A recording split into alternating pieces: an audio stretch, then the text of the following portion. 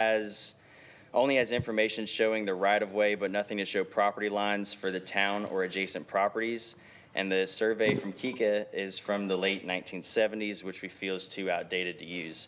And similarly, the latest edition of a survey that we have is from 1996 that we can get our hands on.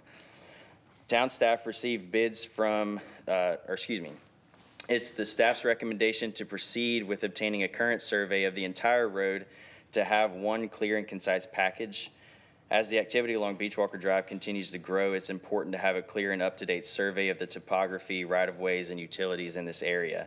Staff contacted 2 firms to send us a quote for this all-inclusive work.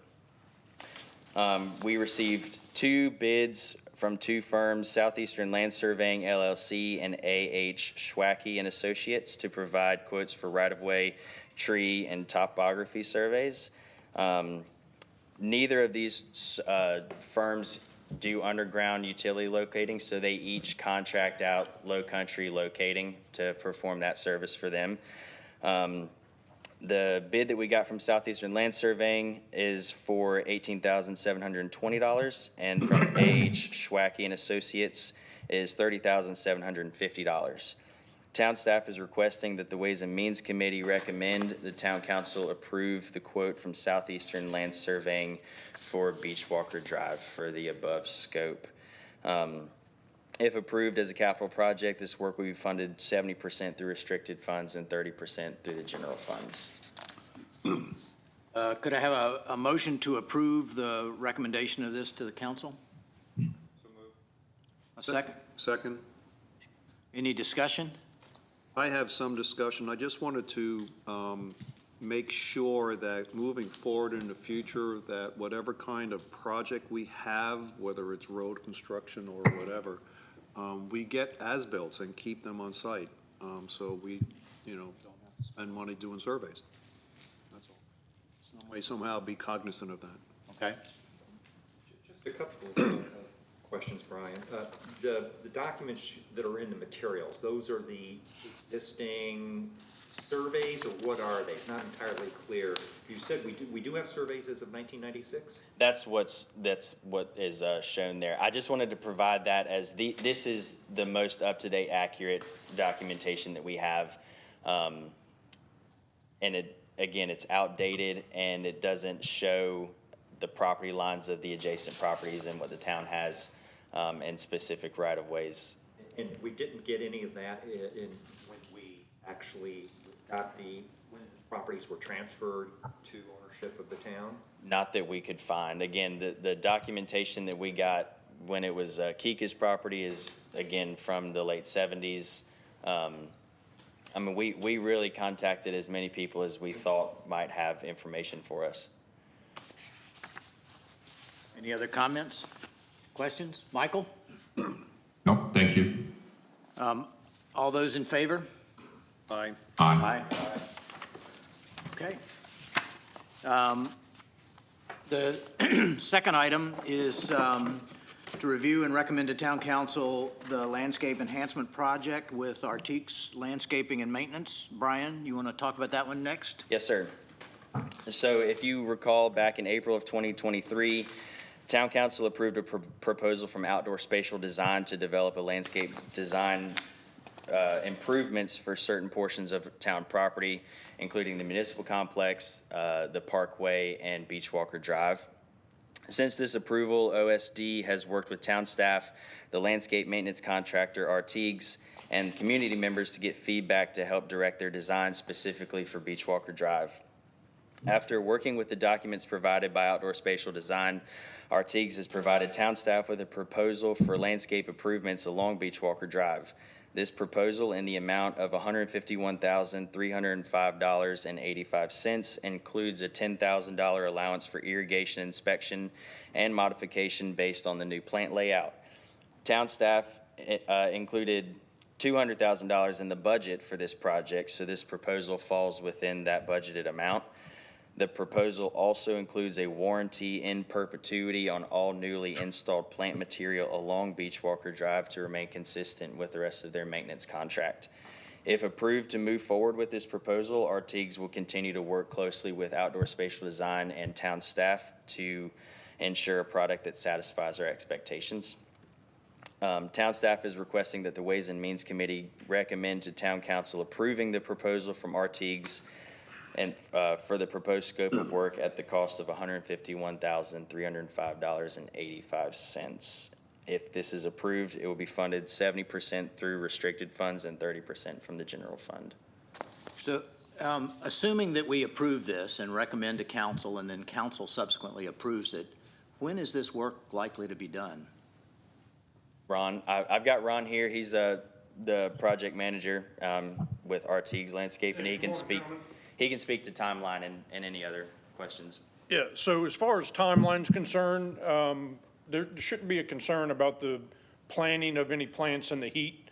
To answer your question, we could probably start in the next 30 to 45 days. And then how long would this typically take you to do a project of this size? Project of this magnitude, no more than 4 weeks. So you could conceivably be finished by Labor Day?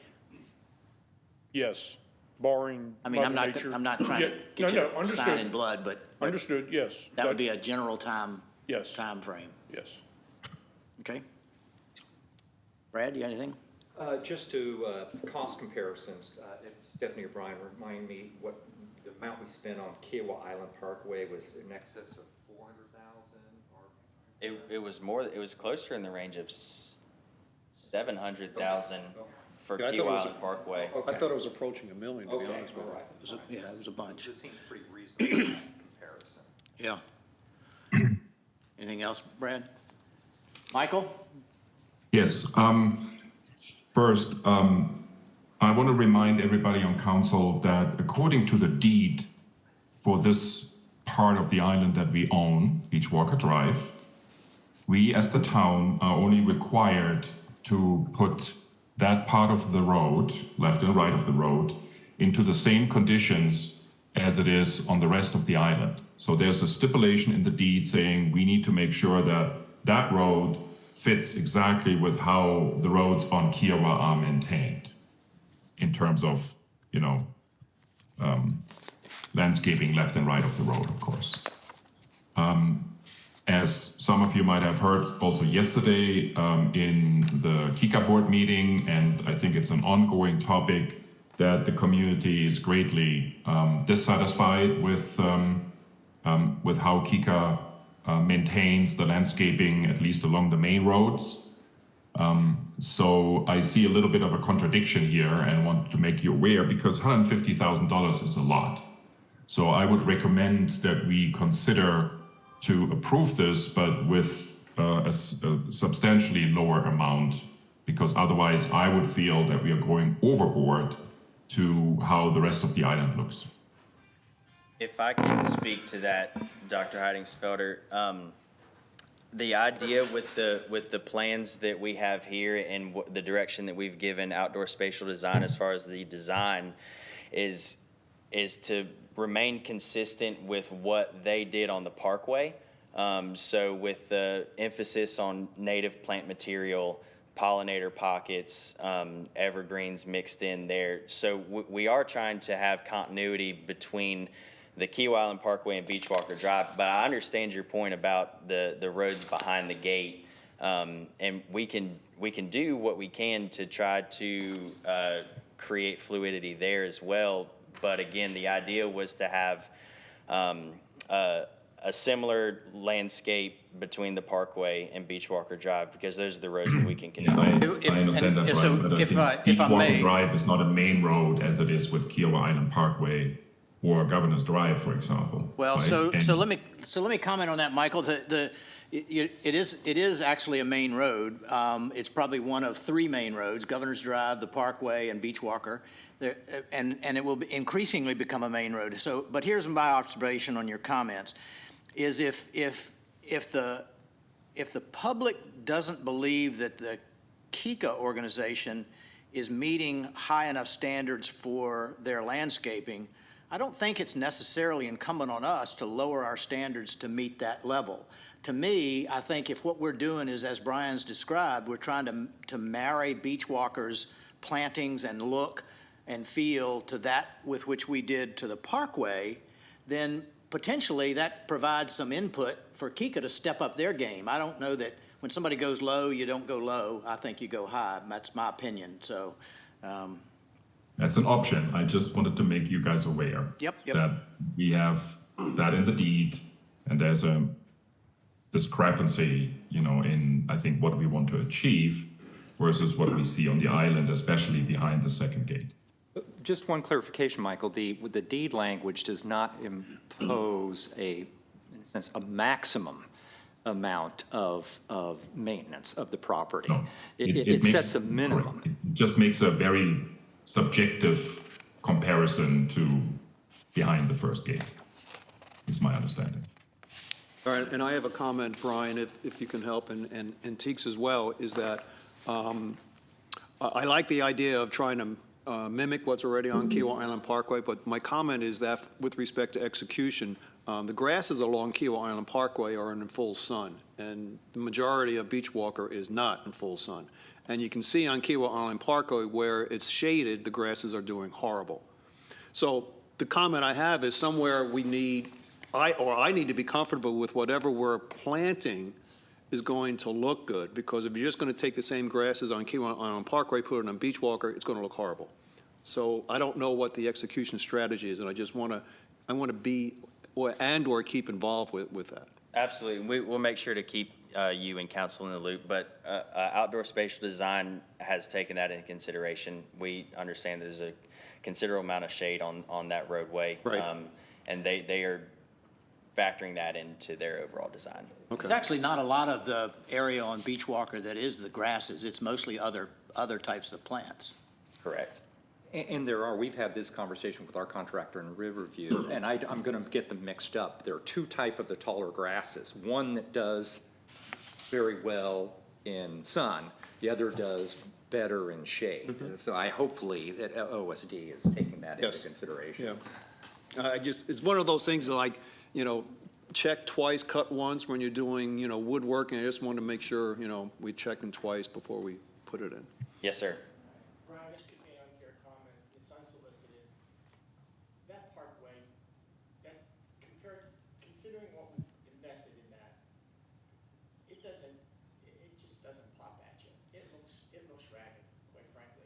We agree. Put you on the spot or anything, but it, No, I sir, cannot hear we anything, sorry. agree that there's areas. sun or high grasses or low grass, I don't know anything about that. We made this big deal about, Could the question please come to the microphone? we made this big deal about native planting or whatever, that they aren't flourishing out there. Your microphone. I don't think his microphone's on. Let's see if the microphone's on. Oh, it's not. There it is. It's on now. I just turned it on. Sorry, Michael, it was really profound what I said, so you can try to repeat. To speak to that, Ron and I have been out on the parkway in the past couple of weeks and have identified those areas that aren't doing well. And we have speculation on why that is, and he's got a plan to move forward. We're working through getting some of this stuff replaced or rejuvenated, but we agree with that comment. Okay. All right, any other comments on the Beachwalker proposal? All those in favor of recommending that town council approve this, say aye. Aye. Aye. You opposed? All right, the next item is to approve the one-year extension on the Carolina Waste contract for solid waste disposal. Brian, you got anything you want to add to that? Well, just that, the town is the responsible party for health, safety, and welfare, and we feel that the solid waste falls into that, which is why we have a contract for commercial and residential solid waste and recycling pickup. We currently have a contract, as you all know, with Carolina Waste to perform those services for us. And we would like to enter into this last extension with them before the contract expires in its entirety, for them to finish out their last year before we put together an RFP for rebidding of these services this fall. And if this is an approved extension from or a recommendation from you all and approved by the town council, then there will be no change to the financial data. And this would take them through June of 2024. Yes, sir. So does this include not only the residential pickup, but also the Kestrel Court? Yes. Part of- The Kestrel Court is serviced and managed by them. It's on technically a separate contract, because those units, they had to be specially ordered and, made to order, so it's another contract, but they do service that. Okay, so this only has to do with the residential aspects. The residential and some of the regimes that are kind of All considered right. commercial since they're dumpsters. Could I have a motion to approve this recommendation to the town council? So moved? Second? I would like to make a comment here, Wait, Brian. I'm waiting for a second. Second. Okay, now comment, Michael. Okay. Brian, I think you're very well aware that we have an ongoing long list of complaints as it relates to Carolina Waste. In addition to the fact that sometimes our homeowners are not very diligent in, for example, separating household trash from recycling trash from hazardous waste, but we have also observed, me personally, but also other community members, that then crews are doing their part to contaminate, for example, the recycling truck with yard debris and yard debris not being properly picked up. And I mean, there's a long list of topics. So have we found ways to mitigate with Carolina Waste so that these things are not going to happen again from here onwards, or are we just, business as usual? No, I don't want to say that it's business as usual, because those terms are certainly ones that need to be addressed. We stay in pretty regular contact with the supervisors and certainly make them aware. We've got a meeting scheduled with them later this week to address some of these big concerns, these habitual topics that are coming up from the community and everybody that calls in that has this service provided for them. So yes, it's not something that we're just going to write off and write out the end of this contract. We are trying to address those now. Along those same lines, as Michael brought up, I think that when we have an issue and we call and let Julie know, and she deals with Carolina Waste, they do take care of the problem. I think the issue is making that correction stick and not having the same issue come up 2 weeks later, and that's, to me, that's really the crux of it is making the corrective action stick. I agree with that. And again, we've got a meeting set up with their supervisors. I think some of the issues that they have are internal. There's a lot of temps that come on this route. Not a lot of full-time people that are doing it. Whatever the reason may be, it's not acceptable. We certainly are holding them to all of those standards.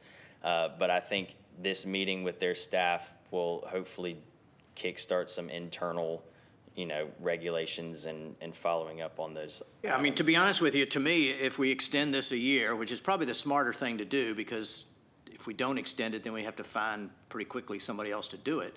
But if we do extend it, the message to Carolina Waste should be that this is an extension of a contract that will expire in June of next year, and that they really have a year to really become a stellar performer. Otherwise, there are other people out there. Absolutely.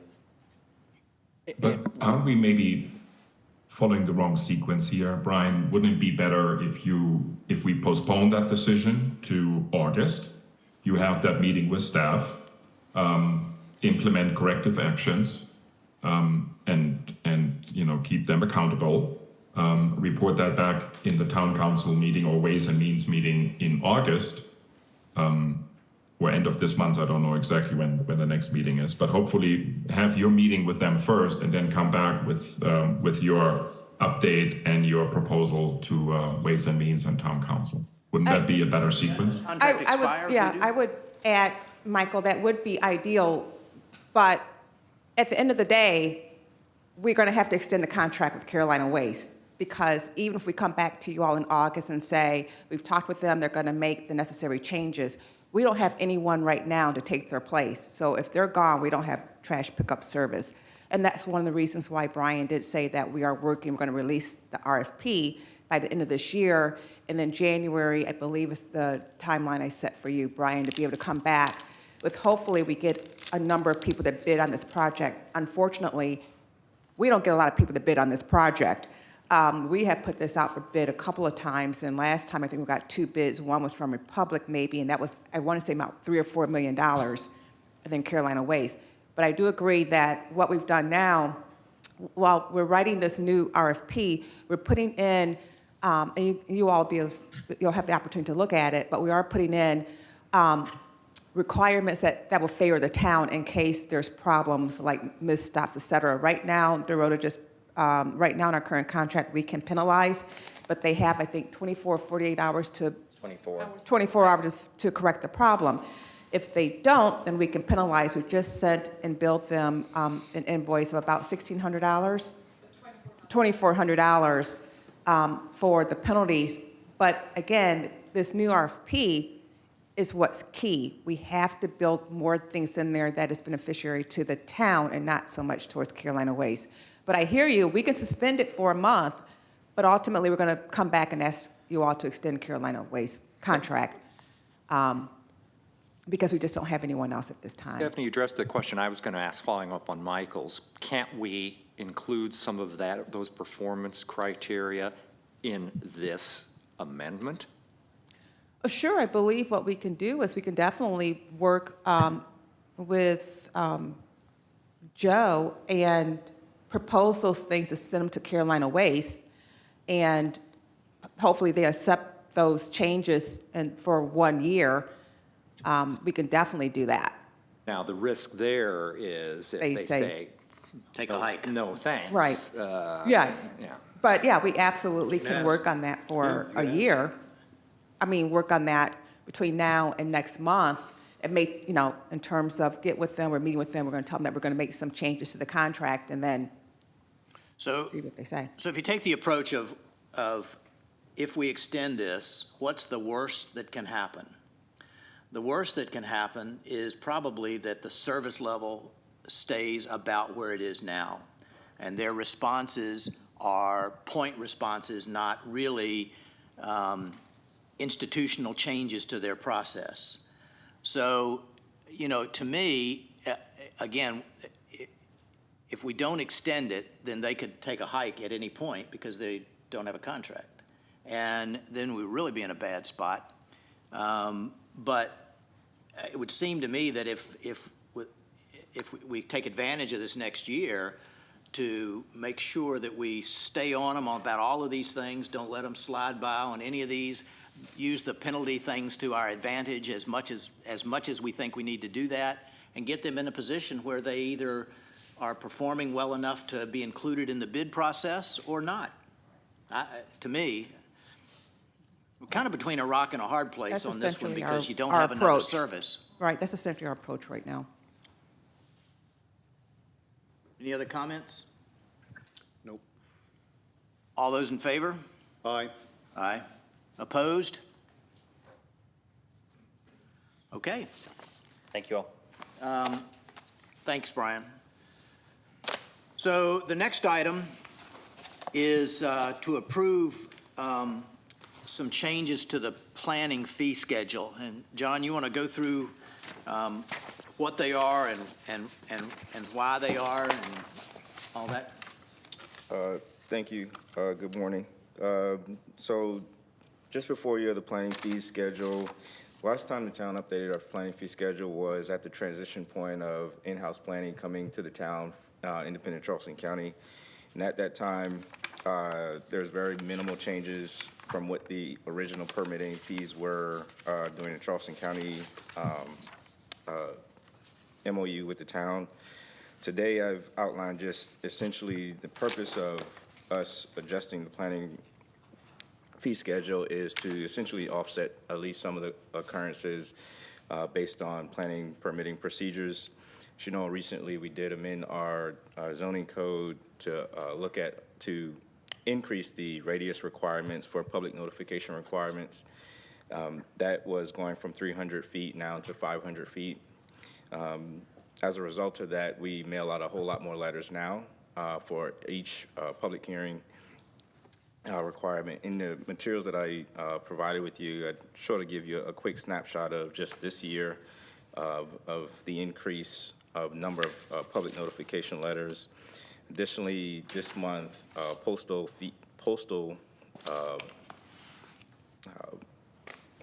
costs will also increase. I did not put that in this memo to you, but that increase, you know exactly the road of what the fee is going up to. Like 3 or 4 cents generally, but in addition to those two things, as part of this, what we did was look at other jurisdictions and just to do a comparison analysis of where we were.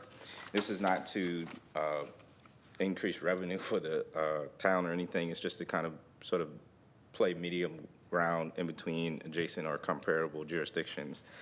And so most of the changes that are before you are really for those only that impact planning applications that require public hearing. So everything that's in red are essentially proposed changes. As you can see, there are under zoning and comprehensive plan amendments on page 2. That's where the bulk of the changes are, as well as under Board of Zoning Appeals. There are, with the addition of some future planning considerations for breaking out site plan review designations based on the scope and scale of the project, and so that's what you see there. Unless there are like specific questions, I did do very quickly just grab some numbers from the previous year as far as how much planning fees were collected. In FY23 is about 15,000. FY22 is 16,000, and 21 is about 12,000. And so essentially we've collected a lot more fees because we've been issuing a lot more permits. There's a lot of activity going on, but I don't know if there were questions from either of you. John, just a quick observation. You know, to a large extent, it is almost totally consistent with Charleston County, with a few exceptions. What was the basis of a few exceptions? We charge $25 for zoning verification. They charge $10. We charge $75 for grand tree removal permit. They charge $20. I mean, you know, it's just if somebody would ask why are those in particular different, what would we say? Yeah, so for zoning verification, we've been seeing a lot more of those, and it just requires a little bit of additional time to do permit research history, because a lot of our permitting files, if we have to look at historic properties, we'd have to essentially go to Charleston County for some of those files. So that does take a little bit additional time, and so I just try to capture that built into that zoning verification. For the tree removal, we actually do not have a practice today, so that's just for a future consideration. Very shortly, we'll be bringing forth for a workshop the tree ordinance, and so this is beginning to think about within our current plan some future acknowledgement to what that might look like as far as a permit fee. Is that per tree, or is that just one general fee for removal of any protected trees? That would be, we haven't gotten that far in, Okay. but for this today, it would be for per tree. I only have an administrative comment. So page 3 of the fee schedule has what looks like to be footnotes. Yes. Okay. There is no footnote references on any of the line items before that, so I just was going to suggest identifying which, where the footnote applies. I mean, some of it's obvious. I know the zoning and planning department fees are obvious, but just to be clerically correct, we should put footnote or insert footnote references in the service column. So those are, maybe they should just, note it, yeah. John, from my side, maybe a difficult question. I mean, on one side, comparing it to other municipalities is certainly a good approach. But at the end of the day, the fees are supposed to cover our expenses in terms of time and material, I assume. So are we certain that these fees, as they are proposed here, are really covering, at least covering our cost? Generally, the amount of applications that we would see for rezonings will not be a significant increase. The only applications that we would see an increase are the variance for the Board of Zoning Appeals, and I would believe the additional fees of increase there would cover the offset. But for example, rezonings, we rarely see those types of applications. And the additional fees for that, the increase of going from 300 to 325 for all of our Board of Zoning Appeal applications, I do think that that meets the merit. I don't have a chart that would give you a definitive yes or no checks and balances, but I do think that that would offset. But when you look, for example, at subdivision plats, right? $100, $200, et cetera. I mean, this is a lot of work, and I'm not sure that I understand how $100 or $200 can cover our cost when you and your team, working on subdivision plats. I mean, I don't have an equation to establish how we establish the base set for these fees, but if we were to compare to other jurisdiction, we would kind of fit in the middle of the road there. I think that was one of the things, to not necessarily use the fees to, I don't use the word penalize, but to make it seem like it's a penalty for a zoning application. No, I'm not talking about penalties. I'm talking about covering our cost. And when a developer comes and wants to have a conditional plat, he pays $200 at the moment. How much time do you spend on that particular, in average? Because $200 would be maybe 2 hours.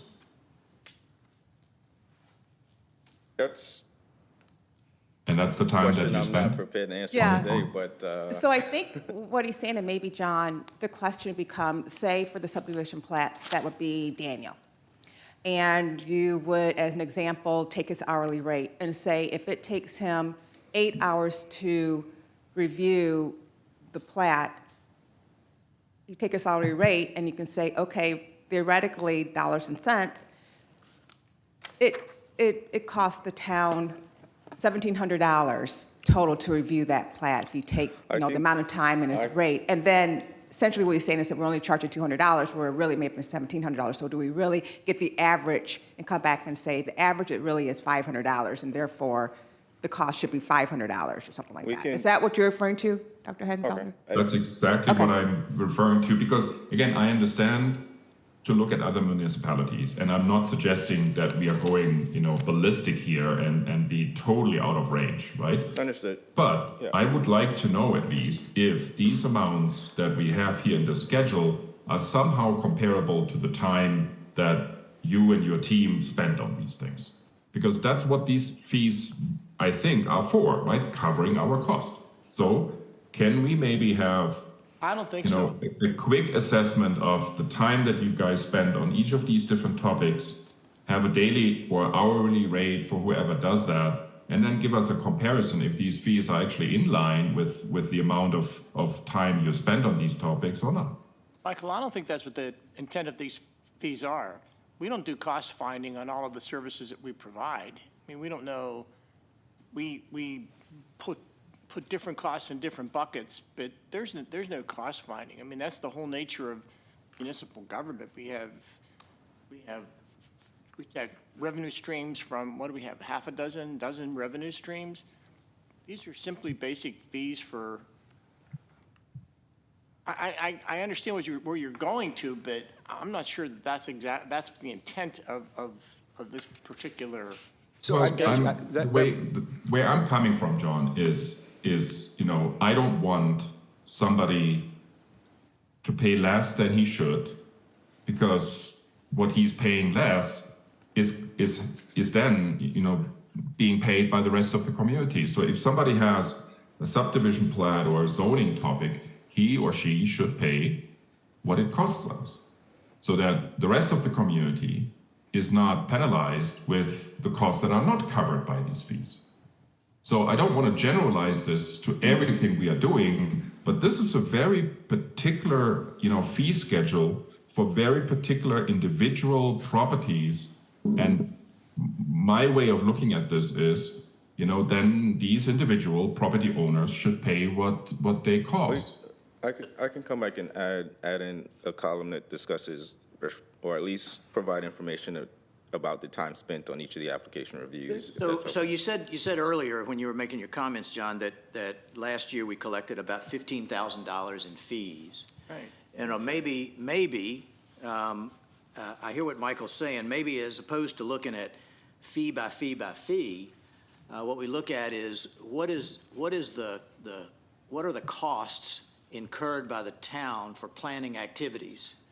And then what portion of that do we want to be covered by these fees?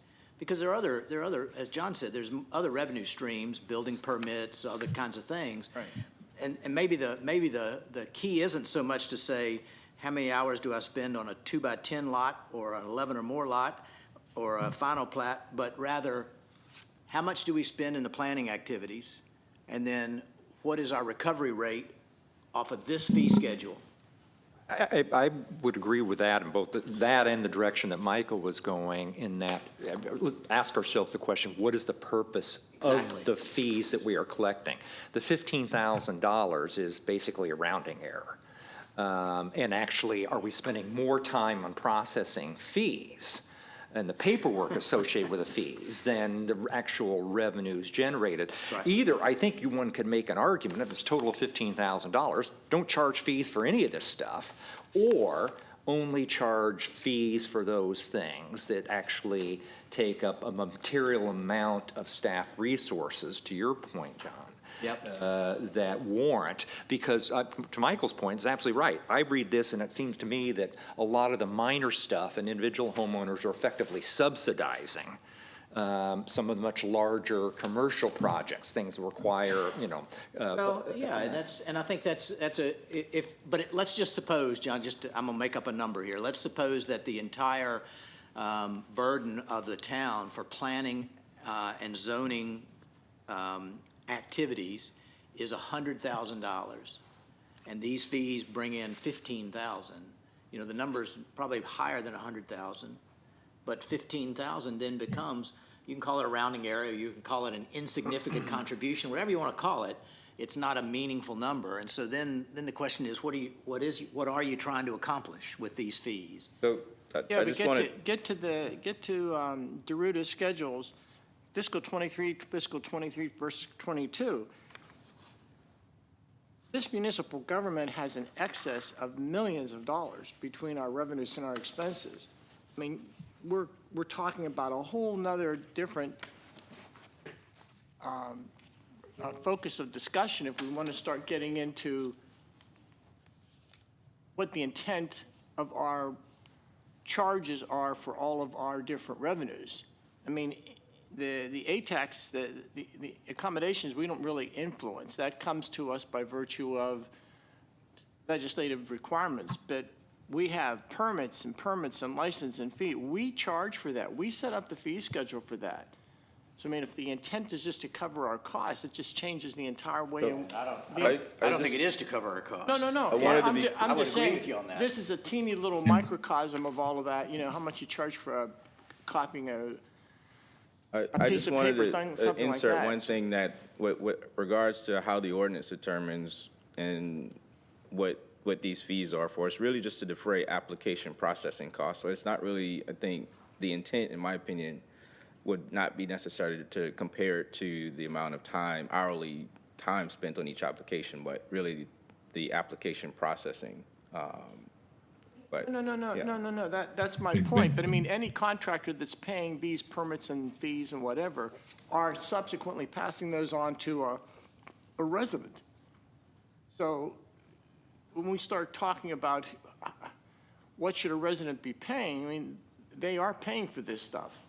But just the individual, I have to be, just to be transparent, I'm on the same page with Michael. And just mathematically, to be correct, I guess when I had my own business, I had a consulting firm and we charged, or I charged whatever the cost and time was for doing whatever the analysis was entailed.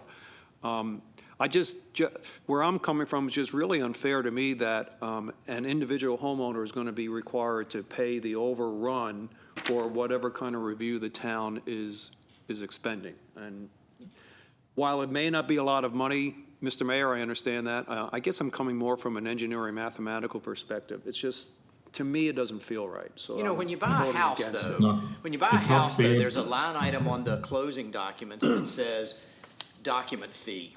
Correct. And that's basically the cost for producing those documents. It doesn't, that's not meant to cover, an admin's time of doing all that. It's just a processing fee. And I think what John's saying is, these are really just processing fees. We're not trying to recover the cost of a planning department with these fees. I don't think. I understand, it's But not the John, cost that's of the what I'm putting in department, question, just the exercise. right? Because these particular fees and building licenses, when this schedule comes up, we will probably have the same discussion. Those are individual fees for individual projects of individual property owners. And I'm not suggesting that all our cost, and I'm following, John Moffitt's example of, let's say, the planning department is 100,000. I'm not suggesting here that obviously the gap of 85,000 now needs to be covered by the fees, but I would like to have a discussion, how much of our cost should actually be covered by these very individual property owner individual projects. And I don't know if that's 50% or whatever percentage, but I have a problem that it seems to be only 15%. Because that means that 85% of the cost of the department are covered by the entire community, and I don't think that's fair.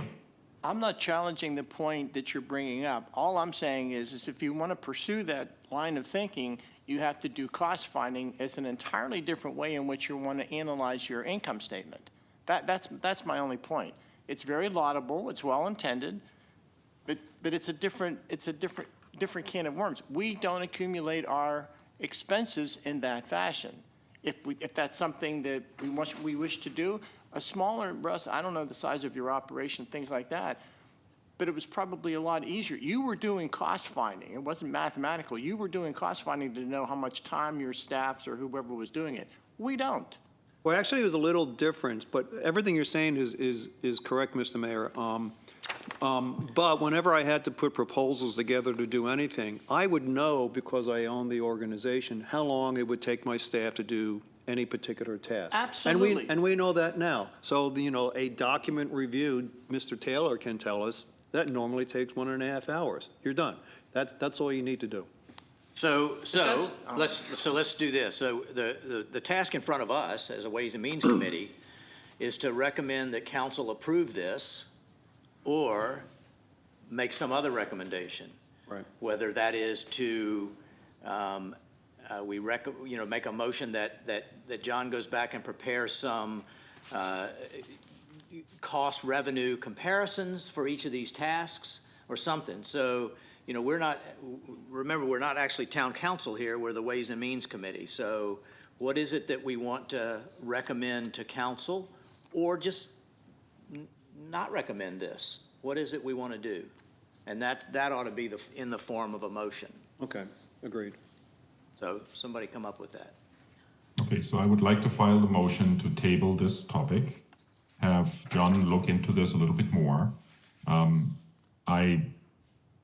Side note, I don't really have an opinion if it's just a percentage of total cost or if it's really based on an hourly average.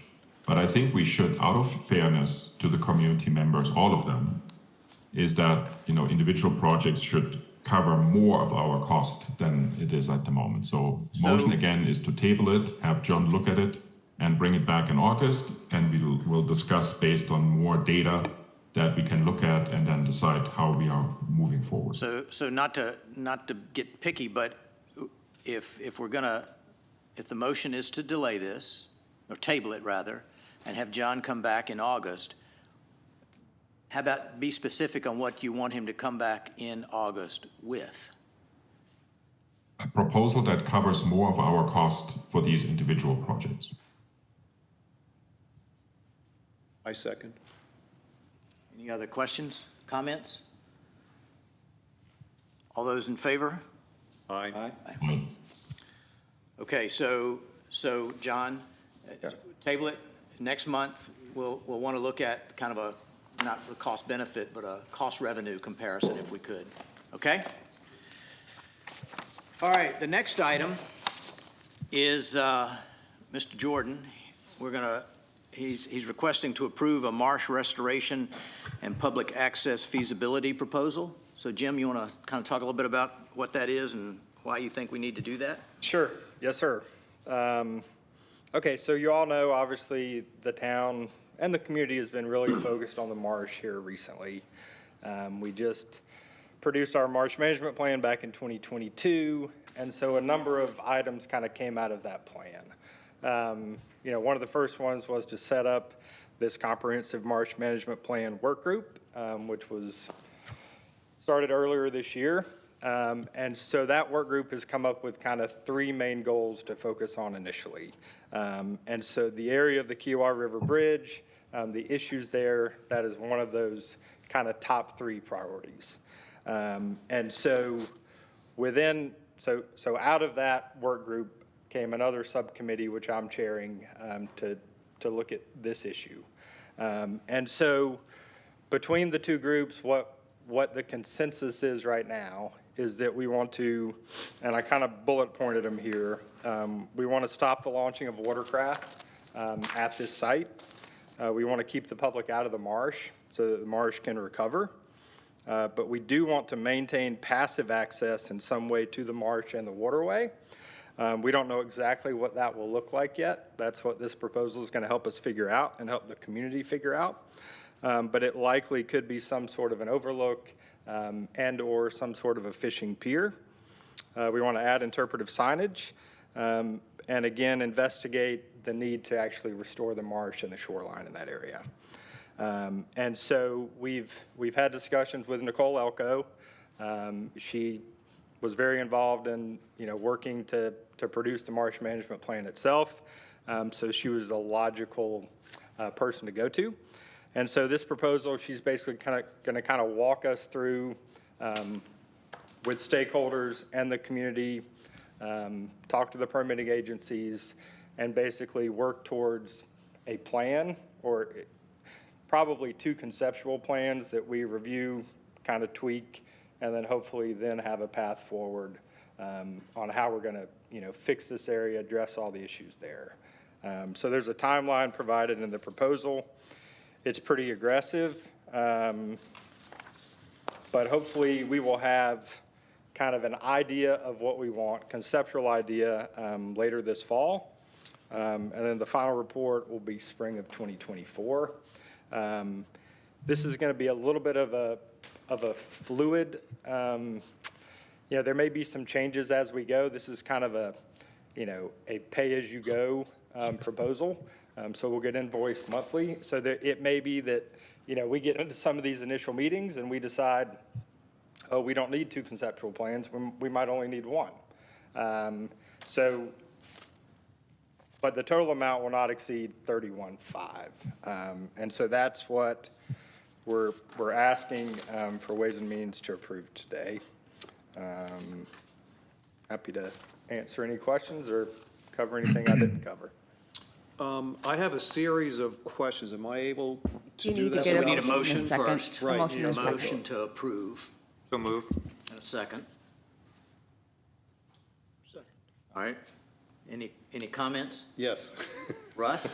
I have a series of comments / questions. So the material that's included in the packet that's distributed today doesn't have any mention of the conservancy or its easement. And I have great concern because there doesn't seem to be a plan of how we're going to accommodate the easement, number one. Number two, given that there is an easement, I'm not sure what we, the town, can do by ourselves. So I think this is premature to put this up for a vote because I think we have to solicit the Conservancy's input. And I think this should be postponed until that occurs. I can address both of those. So regarding the easement, we are aware of the easement. It was intentionally left out of Nicole's scope because it's a legal matter. And so our attorney has reviewed it. He's provided a written opinion. That written opinion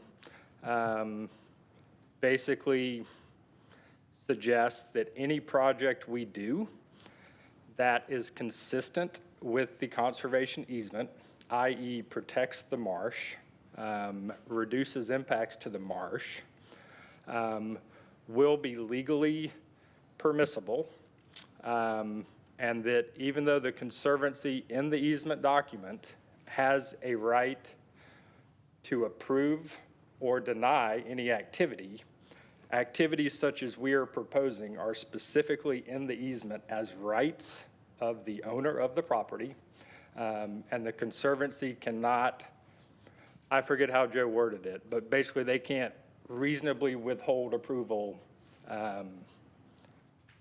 if it meets the easement. So basically Joe's opinion is if we come up with a project, and again, the Conservancy is intricately involved in this process. They're a key stakeholder. They'll be involved in all the stakeholder meetings. This is getting all the stakeholders together, bringing in the community a little bit later, and figuring out what the majority of the community want to see in that area. All right, so I understand your point. Forgive me for interrupting. My concern still is that we're moving forward, it seems to me, by ourselves rather than being partnered with the Conservancy. Well, it actually specifically states in the scope of work, engagement activities, this project will include working with key stakeholders defined as representatives from Toki, Kiowa Conservancy, and others. So, I mean, in the scope of work, it specifically says they will be included.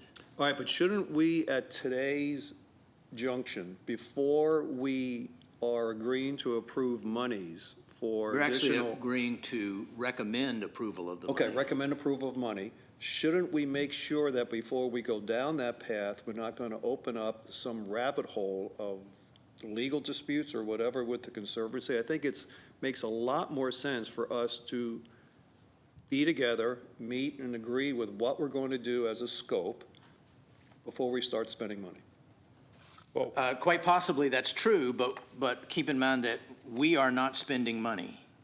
We are recommending to town council that they spend money, which is probably the point where you need to have the discussion that says, before we spend this money, we need to do this, because the council can't talk about spending the money unless we recommend it to them. I understand. But, so I'm agreeing, I'm So I'm agreeing just with turning you. my hat around, but I'm saying that process or that step is missing, and I'm not sure we're even gonna, I'm not sure the thought process is there that we're going to introduce that step into this procedure, so. I would say that if this was approved to recommend to council, that it would certainly be in the purview of council to say, we're not going to approve this until we fully understand what the relationship is with the Conservancy. I mean, to me, that's where that gets done. So can I just add a couple of things? So on the Comprehensive Marsh Management Work Group has a Conservancy representative. The subcommittee, which I'm chairing on this issue, has a Conservancy representative. This proposal came out of that subcommittee, and all members present, including the Conservancy representative, were in favor of moving forward with this proposal.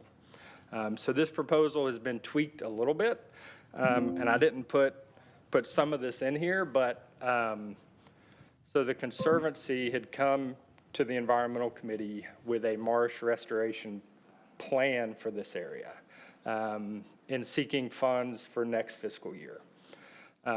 That proposal had a price tag of $50,000 and basically was going to kind of go through some of the same public engagement process or very identical public engagement process as our plan. So what we've done is basically combined those two proposals, kind of. So now we've brought the marsh restoration into our plan, which was in the Conservancy's separate plan. And so we've kind of tabled their plan for now until we use this strategy, a streamlined process to address not only the public access, but how we restore the marsh. So I understand. So, I Scott, want to wait, be wait, able to. excuse me. We're gonna, we have to temporarily adjourn this meeting Okay. for this public hearing, and then we will resume after the public hearing. So I move that we temporarily adjourn this meeting. Second? Second. All those in favor?